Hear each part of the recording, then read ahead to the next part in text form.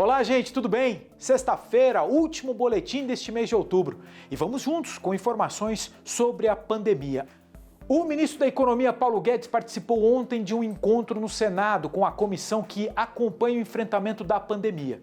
O ministro mostrou otimismo com relação à recuperação econômica do país no pós-pandemia. Acompanhe. Na fala inicial, o ministro destacou o enfrentamento pelo governo da crise provocada pela pandemia. Assim que chegou a permissão constitucional, nós lançamos os programas mais bem-sucedidos.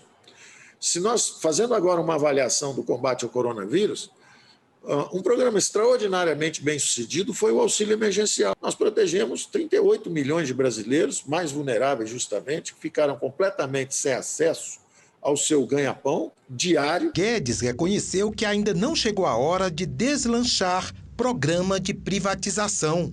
Estão todos concentrados agora em mobilização de bases, em eleições a nível municipal. Então, eu compreendo que, às vezes, o timing escorrega. O ministro mostrou-se animado com as perspectivas da economia brasileira para enfrentar o pós-crise. A doença está descendo, a economia está voltando em V, a criação de empregos está se dando a um ritmo bastante impressionante. Decreto editado pelo governo e depois revogado, que permitiria participação privada no Sistema Único de Saúde, foi questionado pelos parlamentares.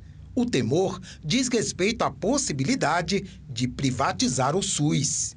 Eu gostaria de conhecer a visão, o ponto de vista do governo, de forma especial no aspecto econômico, na edição desse decreto. O Ministério da Economia acompanhou, de fato, esse decreto e, ao mesmo tempo, também o governo vai insistir nessa tese, já que houve a suspensão do decreto por parte do presidente, mas ele continuou fazendo a defesa e, portanto, a possibilidade até de retomar esse decreto em um outro momento. O governo insiste, de fato, com essa tese, ministro. Se fosse uma privatização do SUS, tinha que ter ido para o Congresso, aí o Supremo opina se é um caso de subsidiária ou não. Não é nada desse tipo. Seria um contrassenso você falar em privatizar o SUS.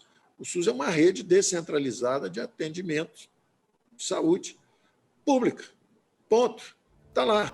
O ministro também foi questionado sobre a possibilidade do governo federal continuar pagando o auxílio emergencial, agora de R$ 300. Paulo Guedes deixou claro, o benefício só será pago até o mês de dezembro.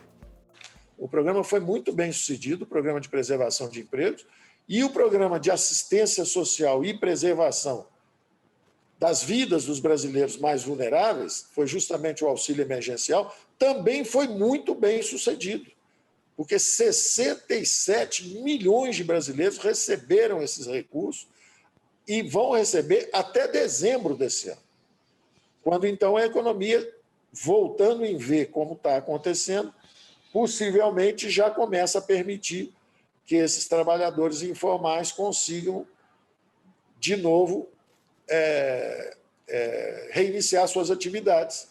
Da mesma forma que os que estavam sob proteção de assistência social devem ter uma aterrissagem suave no programa de assistência social, que pode ser o Bolsa Família, se nós lidarmos bem com o problema do teto, lidarmos bem com o problema das fontes, de uma forma fiscalmente responsável, ou então a volta ao Bolsa Família.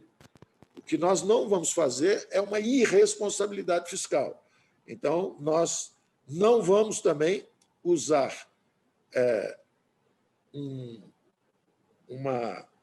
o que seria uma desonestidade com a população brasileira, enganar a população brasileira, dizendo que, olha, não, vamos continuar dando dinheiro para todo mundo, porque a doença... Não. Se a doença está indo embora, nós vamos ter que ir reduzindo esses programas sociais, como estamos fazendo. Caiu de 600, voltou para 300, reduziu-se para 300, e a base tem que trocar de novo também de indivíduos para famílias, que era o Bolsa Família antigamente. Nós partimos para auxílios individuais, então a mesma família que tinha, de repente, 2, 3 pessoas e vivia com R$200, cada um da família passou a receber R$600. Então, saiu de 200 para 1.800. Então, isso é uma situação absolutamente extraordinária, excepcional, para a preservação de vidas. Despencou o número de leitos exclusivos para pacientes da Covid no Brasil. Um levantamento feito pelas secretarias de saúde mostra que o número de vagas caiu 65%. No auge das contaminações da pandemia, o Brasil chegou a ter 14.843 leitos em hospitais públicos. Hoje, esse número é de apenas 249. No caso dos leitos pediátricos para crianças, caiu de 5.200, sabe para quanto? 6. Agora, as secretarias estaduais pressionam o Ministério da Saúde por mais dinheiro para manter abertos esses leitos considerados temporários. Esses dados confirmam também a desigualdade de assistência à saúde no país. Estados do Norte e Nordeste mantêm o número de leitos abaixo do avaliado como ideal para atender a população. No Amapá, por exemplo, existe um leito para cada 20 mil habitantes. No estado de São Paulo, para os mesmos 20 mil habitantes, existem 4 leitos. No Sul e no Sudeste, a oferta desses leitos é considerada ideal. E atenção para o alerta, hein? É mentira a mensagem que diz que caiu a obrigatoriedade do uso de máscara facial. O recado está sendo espalhado pelo Facebook e também pelo WhatsApp. E trata-se de uma fake news. Não importa o modelo, não importa a cor. Quando tiver que sair de casa, o que vale mesmo é a proteção. As pessoas estão voltando a circular, mas a pandemia ainda não acabou. Verdade que tem gente que vem relaxando nos cuidados. E o pior são os boatos e fake news espalhados via aplicativos e redes sociais para confundir a população. É preciso lembrar que a lei das máscaras ainda está valendo. Estou me protegendo e protegendo as pessoas que andam ao meu lado. Na verdade, incomoda porque é um costume que a gente não tinha. Hoje em dia a gente tem, né? Aí deixa de incomodar, né? Mas como é um momento de pandemia, né? Aí tem que usar, né? A máscara incomoda, às vezes é chata de usar, mas é preciso pensar o seguinte: a maioria das pessoas que pegou a Covid-19 não lembra onde foi. Isso porque o vírus está no ar e ele entra no nosso corpo pelo nariz e pela boca. A máscara nos protege da carga viral, ou seja, se ela não impede totalmente a entrada de todos os vírus, ela diminui bastante a possibilidade de contágio. Vale lembrar, então, o que diz a lei.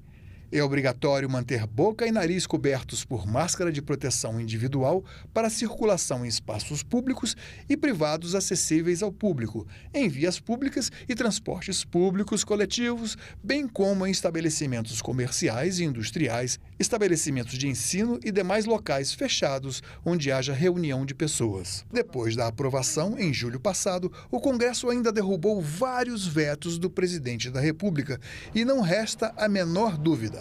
A lei continua valendo. Cientistas e médicos garantem, se nas últimas semanas a Covid-19 vem mostrando uma tendência de estabilização, com queda no número de mortes e contaminados, um dos principais fatores é o uso de máscaras. E se alguém disser para você, não precisa mais usar máscara, o que você vai dizer? Preciso sim, preciso usar máscara, com certeza. Se não fossem as máscaras, eu acho que teria bastante gente mesmo assim, doente, bem pior. É uma lei federal, não houve qualquer revogação. O veto que foi aposto pelo governo foi derrubado pelo Congresso Nacional e, portanto, é obrigatório o uso de máscaras em todo o território nacional, em ambientes abertos, em ambientes fechados. É obrigatório, inclusive, garantir para aqueles segmentos que não podem ter acesso às máscaras, que o Estado garanta esse acesso, como, por exemplo, em presídios, em outros lugares. Portanto, é absolutamente falsa essa ideia. A lei está vigendo e as consequências dela podem ser efetivamente aplicadas quando houver o desrespeito. Gente, esse boletim de sexta-feira termina aqui. Então, uma ótima sexta-feira a todos, um excelente fim de semana, aproveite seu feriado e até segunda sim, se Deus quiser. Até a próxima!